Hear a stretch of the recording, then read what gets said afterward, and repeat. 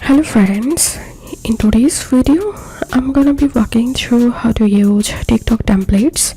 But before getting started this video, make sure to subscribe 5-Minute Solution. So open your TikTok app and tap on this plus icon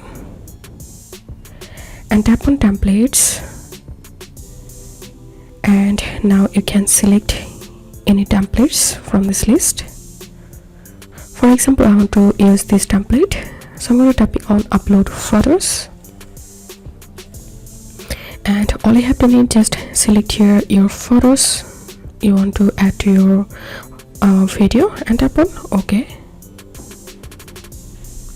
And here you can see I successfully added picture to this template. Now I can easily post this video. So that's how you can use TikTok templates. If this video helped you, give a thumbs up and please consider subscribe to 5-Minute Solution. Thank you for watching.